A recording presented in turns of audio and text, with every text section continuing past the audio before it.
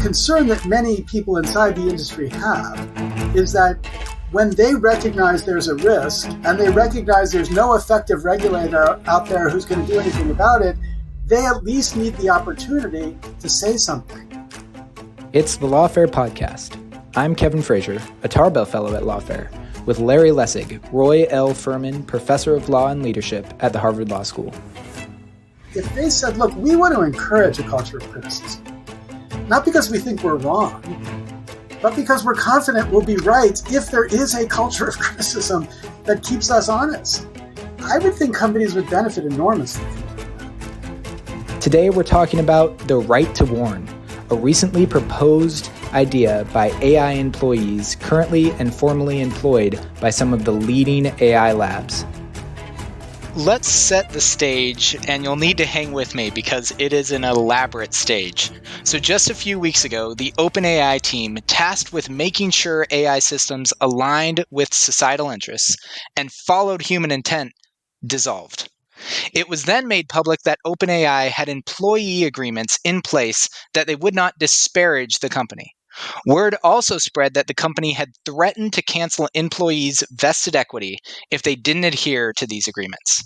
Then, on June 4th, a group of current and former employees at leading AI companies such as OpenAI and Google DeepMind issued an open letter calling for a right to warn about risks posed by advanced artificial intelligence.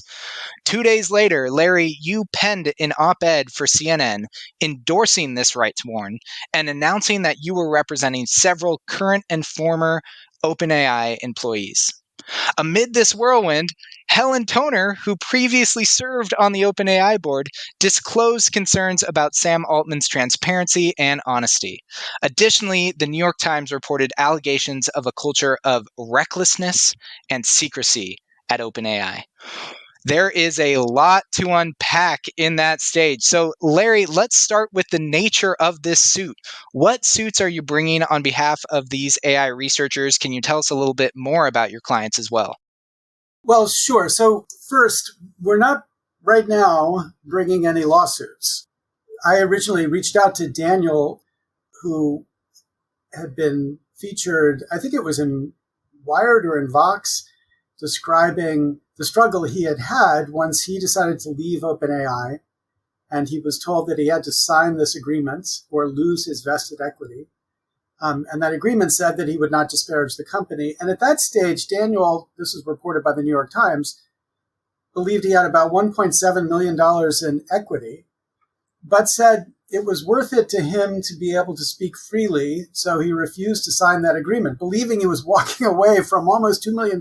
Now, I don't know about you, but I would find it really hard to walk away from $2 million to have the freedom to say anything. But I think it kind of signals that there's a lot here that the world needs to understand that they don't yet understand. Now, fortunately for Daniel, I reached out to him and said I'd be happy to help him with this. Pretty quickly, I think the lawyers inside of OpenAI must have recognized that this agreement was just not legal. In California, vested equity is like wages. You can't, as somebody's leaving your employment, say you need to make a bunch of promises, and if you don't, we're going to take your wages. I mean, this is already earned income. So they knew they couldn't do that. And then Sam Altman issued a tweet that said they would never enforce their non-disparagement terms. So it's pretty clear that the actual fight over those agreements was not going to be something to be litigated. And then I was in California and I met with 7 of the 10 people I was then representing. I'm now representing 15 pro bono. So this is a burgeoning but not lucrative practice for me. And we talked about what should happen, what should go forward. And they began to craft this right to warn statement. And the premise for it is, AI is the most dangerous, unregulated industry in America today. If you were building an airplane, you'd have an FAA that would be watching the airplane as you build it. If you were releasing drugs, you'd have the FDA looking at the drugs. If you're building a nuclear power plant, you would have the Nuclear Regulatory Agency looking at what you're doing. We have infrastructures for regulating potentially dangerous technologies, but none in the context of AI. And so the concern that many people inside the industry have is that when they recognize there's a risk and they recognize there's no effective regulator out there who's going to do anything about it, they at least need the opportunity to say something and not fear being punished or sued for violating confidentiality. And so that's what motivated this right to warn. And so they issued a right to warn that had 4 basic principles that I guess I would summarize as: you, the companies, agree that you're going to build an infrastructure that gives us, the employees, the ability to raise concerns to you confidentially and anonymously, and to a regulator, and to some like AI Safety Institute. All 3 of those have to be satisfied. And if they're satisfied, then that's the way we will raise concerns. But if they're not satisfied, we retain the right to tell the public that there's something here to be anxious about. So, Larry, to go back to your earlier question, just to make sure I'm on the record about this, I rarely walk away from a penny. So to walk away from $2 million is substantial. So just to help get into the mind of Daniel first and his colleagues who are joining this effort, what is it about AI that is so dangerous, so scary to animate someone to walk away from 2 million pennies on the ground? Yeah, I mean, I don't think people are particularly anxious about where things are right this minute. I think they're anxious about the process for development and the concern that the proper safety procedures will be respected as these systems are developed. You know, we should recognize these companies are in fierce competition. They're all racing as quickly as they can to get to what they promise they're going to get to, which is AGI, artificial general intelligence. And in that fierce competition, the question is whether they're going to think first about winning the race or first about making sure that the machine they're building to win the race doesn't blow up humanity. Or, you know, you don't have to be dramatic about it.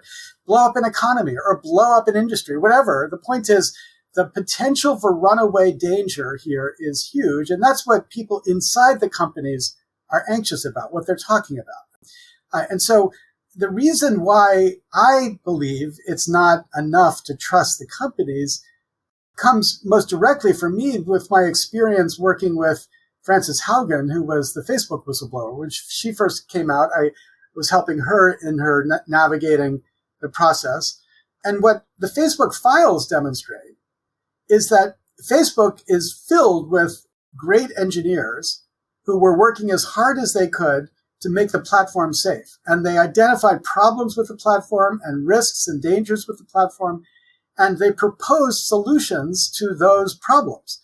And the Facebook files reveal how these solutions would be proposed. They'd go up to management, and management would veto it. Why? Because management's objective, you know, I don't know if it's an AI that's running Facebook, but, you know, it could have been an AI running Facebook. Management has one objective: maximize engagement.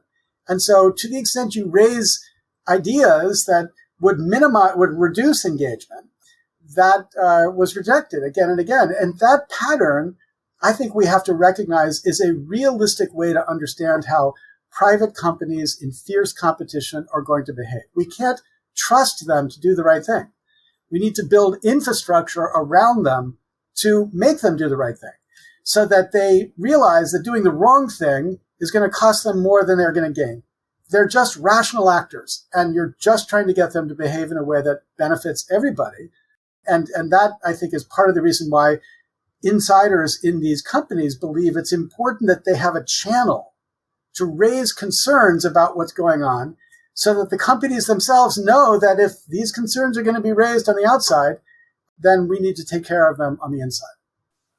So you mentioned you're no longer bringing this non-disparagement suit, but you're coordinating with these 15 different clients. So is that specifically then about trying to make sure this right to warn is entrenched within these companies, or what is the nature now of your representation? Well, so I've been engaged in conversations with OpenAI about, like, you know, they have promised, and, you know, publicly, this is not telling you anything about attorney-client or attorney-attorney relationships. They've promised publicly they're going to clarify all of the issues that were raised by these initial concerns. And so, you know, we're in the process of trying to get those nailed down. I've also been helping them make sure that they're in a position to avoid liability that they might expose themselves to, given the nature of the agreements that they have right now, and also support them to think about the architecture of, what this right to warn could appropriately be. So we're trying to get to a place that we can feel like we've set up something that is useful and valuable, not just for OpenAI, obviously for any of these AI companies.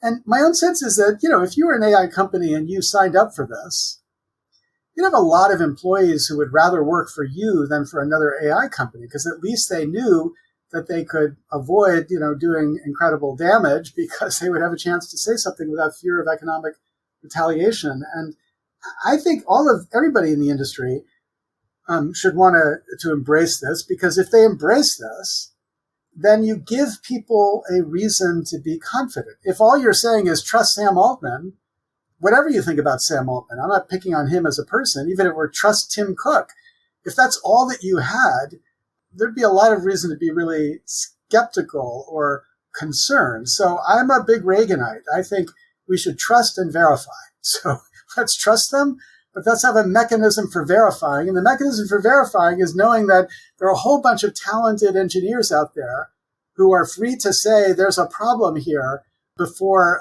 the problem blows up. In response to the super alignment team dissolving at OpenAI, the company then set up a new committee to try to alleviate concerns about its products going off in an unintended direction. Why, in your opinion, is that not sufficient? Why can't employees just go through this committee and try to work with those internal folks? Why do we need to have this entrenched, formalized right? Well, of course, the nature of the thing that exists inside of OpenAI right now is that you can complain to OpenAI, which, again, in Facebook, I guess they call that company Meta these days, but when I was caring about it, it was called Facebook. They keep changing names. I wonder why that keeps happening. Yeah. So in Facebook, employees also had a way to raise questions to the very top of management, and they raised those questions. They pointed out the design characteristics that were leading to girls being much more vulnerable about their body image, and spikes in suicide in that particular demographic. They would point out the ways in which the architectural choice to allow people to repost comments, regardless of how many times it's been reposted, led to enormous spreads of misinformation.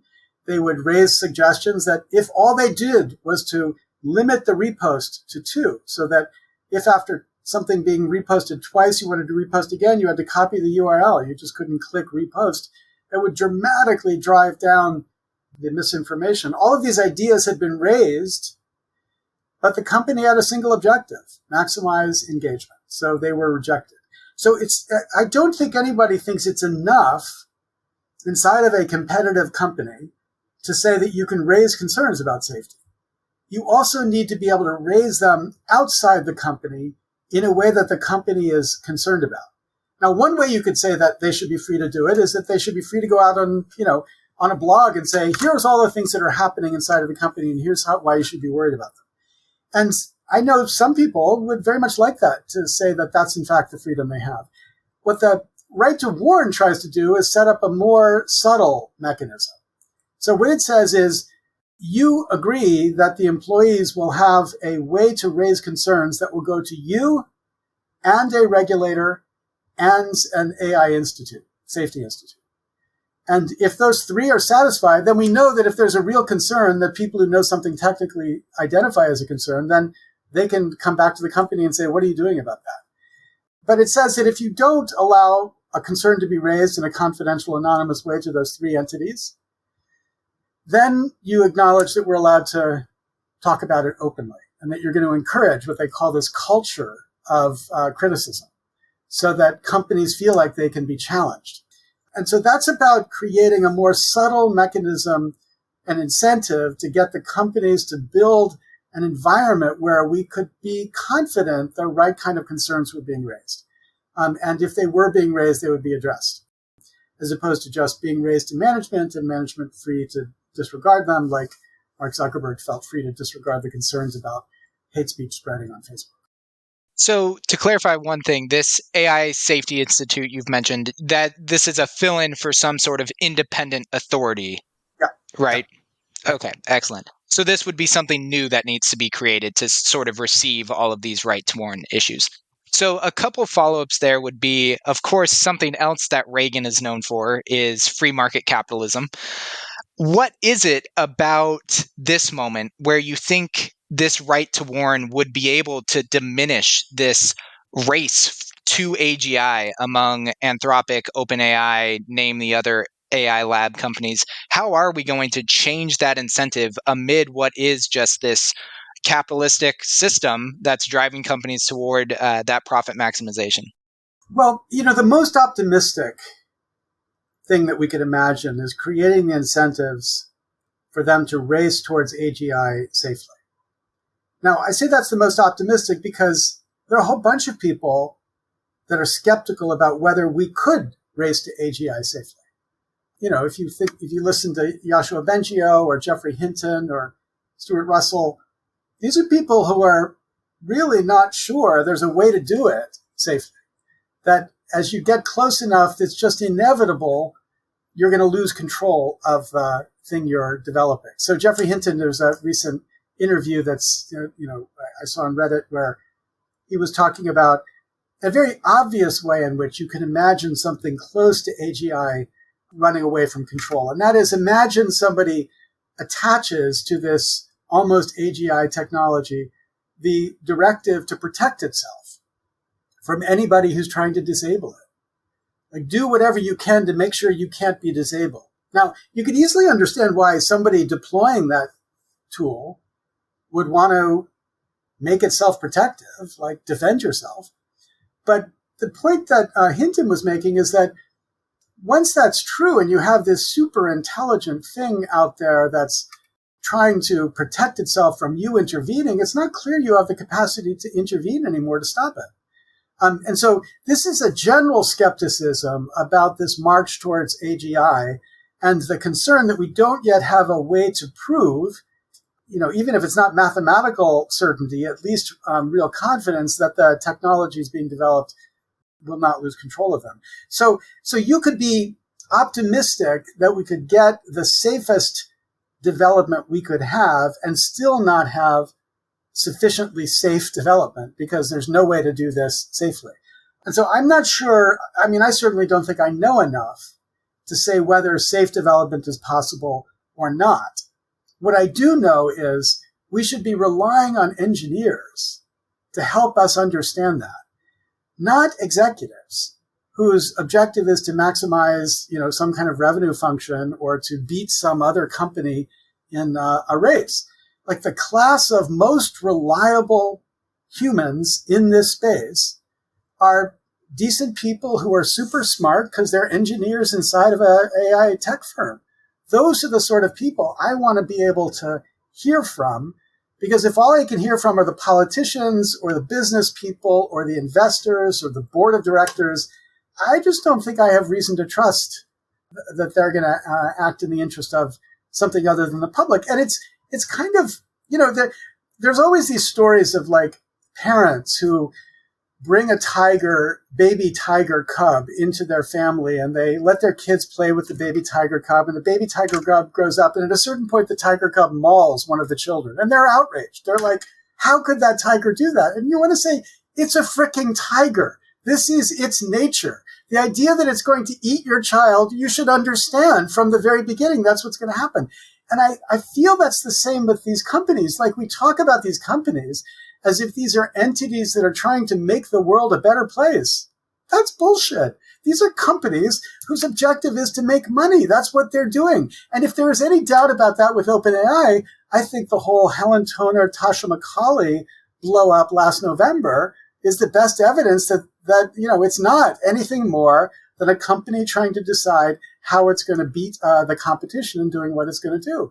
And so if we don't learn that a tiger is going to be a tiger, then we're toast, because this tiger, like every tiger, is going to grow up and maul us unless we have cages that keep them in the right place and doing things in a safe way. So I'm not against technology companies. I just am against the idea that any company can be relied upon to self-regulate, especially in a competitive market where the success depends on beating somebody else who themselves might not be self-regulated. To play devil's advocate, let's argue that this tiger, if we get a right to warn, would more or less be encapsulated by a cage of pool noodles. What is it about this right to warn that's actually going to increase the odds of preventing the tiger from getting out? In other words, how is a right to warn going to lead to anything more than just a bunch of boys crying X risk, right? Repeated concerns about, oh, we're at the point of AGI. Oh, we're there again. Oh, we're there again. And then we don't see those sorts of fears come about. Are you concerned at all that this is going to placate folks who are pushing for regulation and say, oh, well, great, Larry and his clients, they got the right to warn, we're fine, that's going to work out, this independent institute is going to resolve this issue, or Congress might finally jump into the fray, or maybe even OpenAI will respond. What, though, do you see as being something that really is going to help restrain these companies as a result of the right to warn? Yeah, so my own view, and I don't want to presume to speak for everybody involved, but my own view is, obviously, we need an infrastructure of regulation for this technology. Not stupid regulation. So not regulation that's going to make it impossible to succeed, but smart regulation that makes it possible to identify and avoid major risk. So yes, we need regulation. And if I thought we had a functioning Congress, I might think that what we should do is just go to Congress and say, hey, pass some regulation here. But, we have an obviously dysfunctional federal legislature. California, people in California said that we're going to get 1047, which is the kind of California version of the EU AI Act.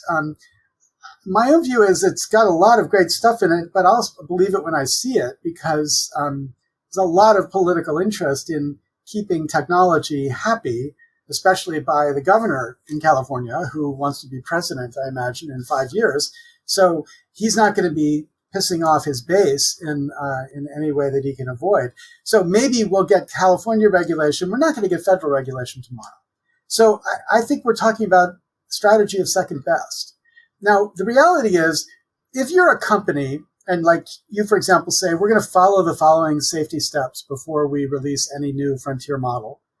And you know that there's a right to warn, so that if you don't follow those safety steps, it's going to be a nanosecond before people on the outside know that.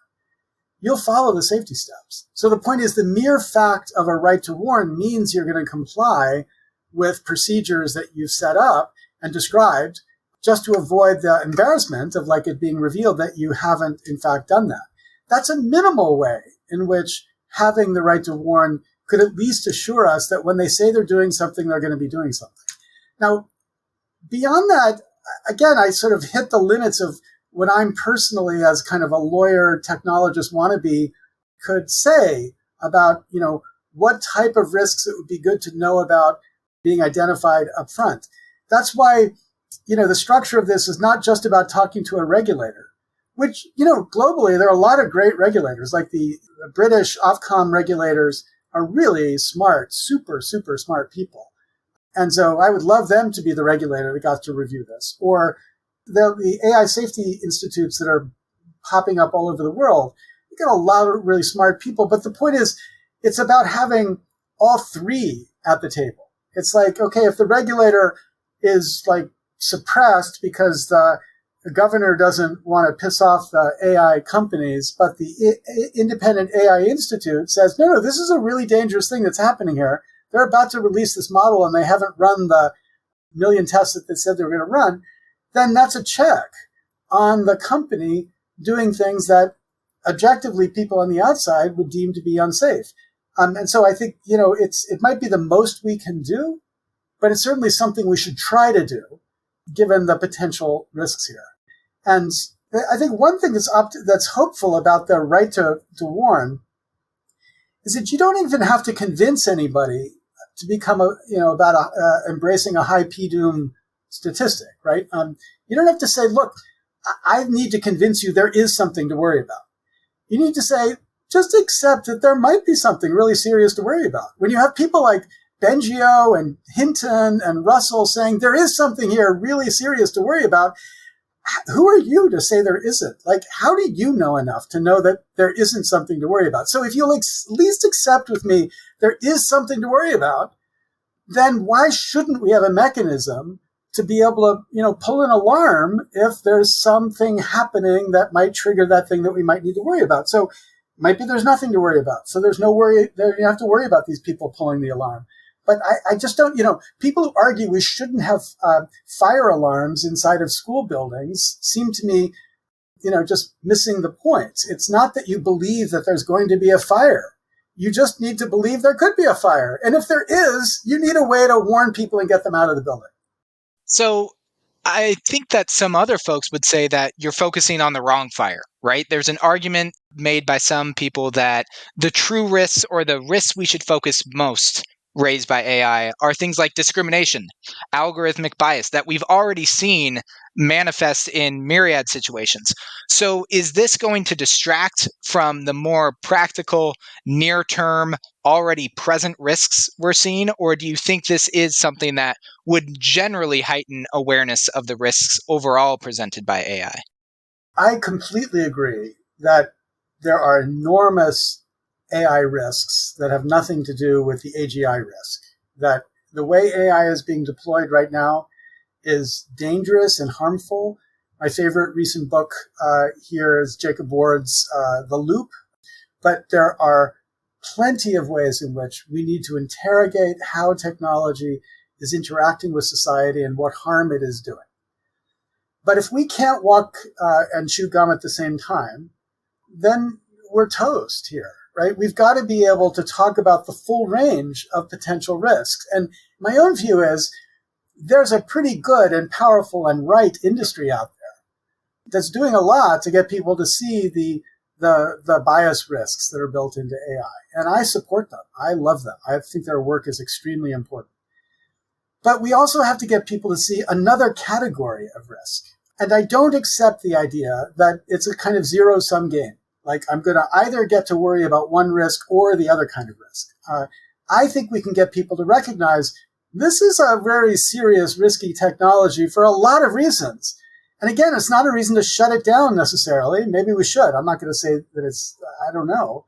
But it is certainly the case that if we're going to be developing it, we need a more comprehensive way of understanding what these different risks are and what the right way to respond to them. In the context of runaway risks, I think the federal government, if you talk to people in administration, they're pretty good at worrying about bioterrorism risk or, nuclear risk that might be triggered by this.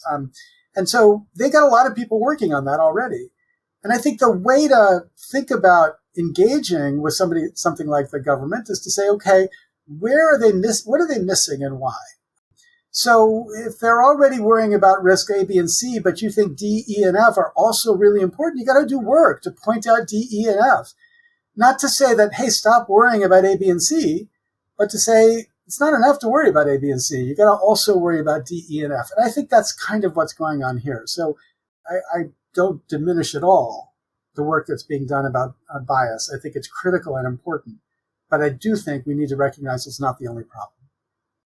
So turning this a little bit more toward you, speaking of giving up a lot of money, you're doing this pro bono out of your own goodness and care for humanity. What's motivating you to get involved in this issue? And how does this tie back to your involvement with Frances Haugen? Are you the go-to whistleblower, Larry Lessig, or what is it that's animating you to take on these cases? I just think that I'm a very privileged sort of person, not because I'm rich, but because I have a job where I'm allowed to say what I believe and not fear being fired for it.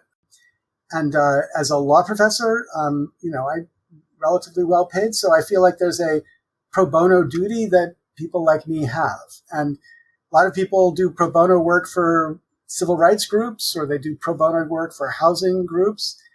I've had a long experience with technology and policy. It's something I think about all the time. My first book came out 25 years ago about this. I feel like this is a space where I want to contribute. So I was happy to help Francis, who turned out to be an extraordinary spokesperson for the risks inside of social media. And I was happy to help here. Frankly, I didn't think when I reached out to Daniel, I would have 15 clients. I also have a job and I have other things I'm doing. But, my job is not to be the law firm or even the whistleblower firm, right? To the extent we identify people have real whistleblower interests or information, I'm really playing the role of passing them off to the right kind of representation. So we've got comm support inside of what we're doing to make sure that they speak in a way that their exposure doesn't expose them legally. So we are careful about that kind of work. But also, to the extent I think that there's particular work that requires a different kind of legal support, I'm eager to pass that off to these other people. So I'm not building my own law firm. I'm just, trying to provide help of somebody who has a sense of how the law works and what's going to be possible and connections with people who might be interested in helping and support what they're doing. And again, putting on that unfortunate devil's advocate hat, how do you respond or how do you anticipate your clients would respond to the argument that if they are so good-natured, so knowledgeable, and so concerned, that the better place for them to be would be to have stayed in the companies themselves, to push for this change internally and not wait for this sort of right to warn, but instead really try to cultivate that culture of criticism internally without now leaving it to folks who may not be so outspoken or so concerned about the risks raised? It's a really hard question. And I think that there are many people inside the firm who would say exactly that. Not just this firm, other firms too, Google, Anthropic. And it's not for me to judge what anybody says about what internally they think they can do. I think there's a lot of integrity and conscience that is operating with a lot of these people. And I know that people I've talked with inside the company who have not left struggle with that. They're like, what am I doing? What am I building? That was certainly the truth with people inside of social media companies. So many of those people went to those companies thinking they were building a better world. I remember 2011, the height of the social media revolution, and then we had the Arab Spring, and everybody celebrating. This is like the revival of democracy and all the things that were good. As they began to see what their technology was actually doing, they began to have second thoughts. And some of them said, my job is to stay inside and try to make it better. And others said that I needed to step out. I think Frances is a great story here. Her book, it's a brilliant sort of unpacking of that moral choice. Like, how much can you do on the inside? And when you go on the outside, how much do you have to bear? And her real choice was whether to come out anonymously or to come out in her own name. And she realized that the only way that her message would be heard was if she came out in her own name, so that people would have a name to associate with what they were talking about. These are hard trade-offs. I think one part of my own thinking is we shouldn't be depending on people making really difficult moral and financial choices to be able to know that we have a technology we can trust. Like, I want to know that they can just push a button and raise a concern. Right? That's when I know the system is going to be relatively safe. The idea that they need to risk their career, because of course every whistleblower who's identified becomes so much more difficult to employ later on. Like, you don't have to agree with the company they were whistleblowing against in order to say, look, this is dangerous to employ somebody like this, so therefore we're not going to employ somebody like this. So I don't think we should depend on that amount of self-sacrifice to be able to do the right thing. And so we need to be pushing for systems that allow the right thing to be done without anybody giving up their career in order to make sure it gets done.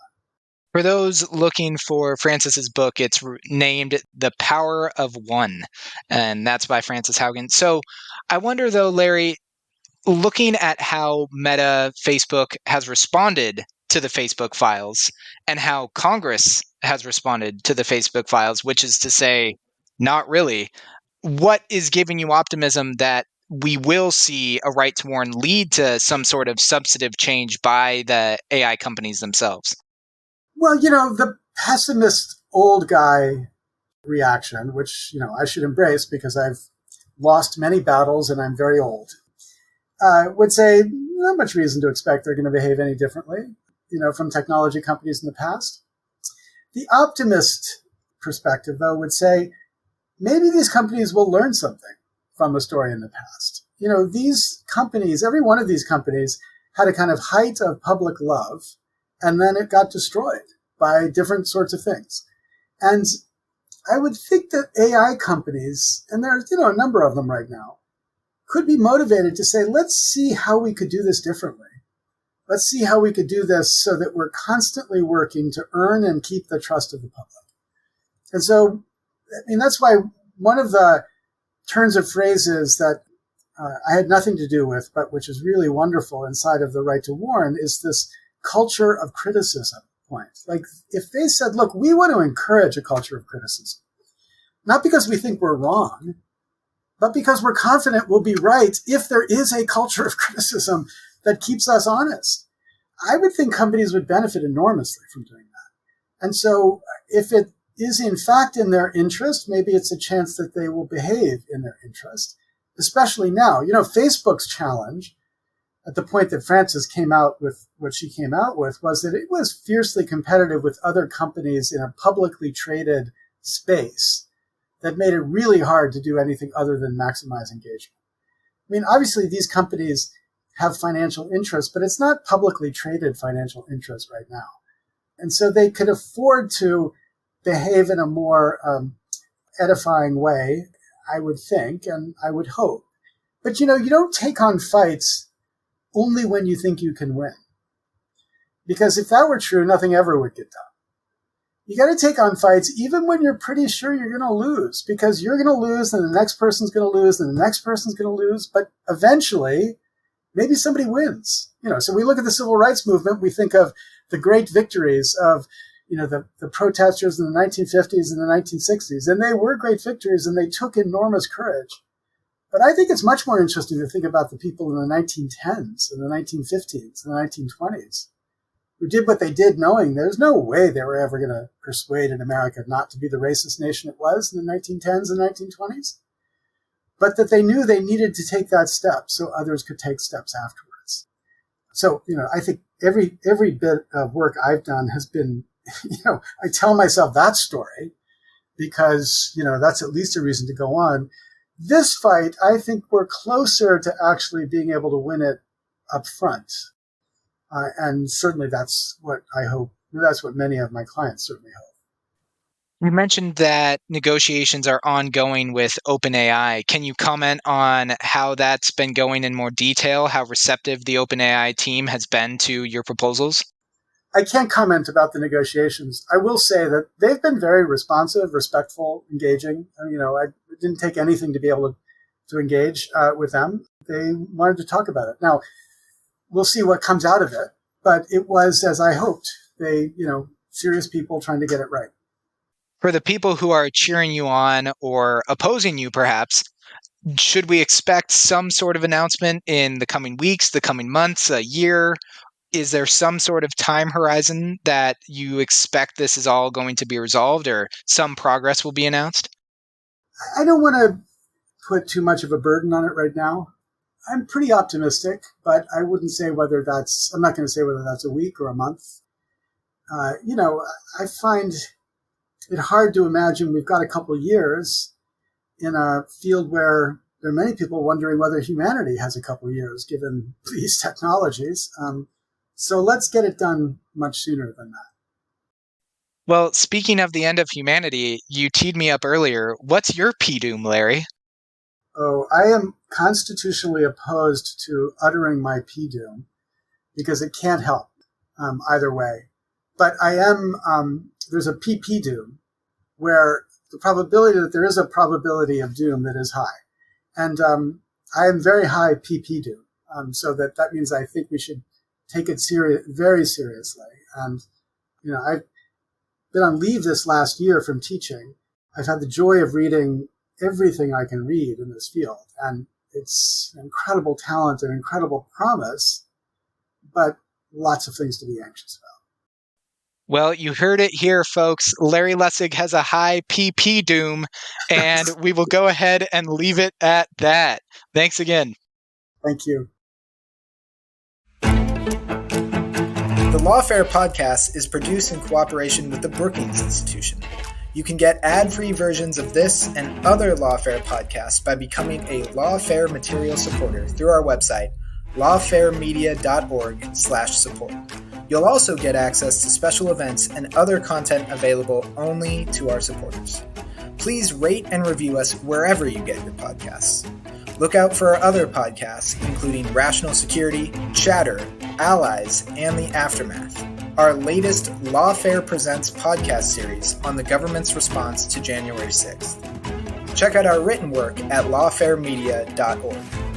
The podcast is edited by Jen Pacha, and your audio engineer this episode was Noam Osband of Goat Rodeo. Our theme song is from Alibi Music.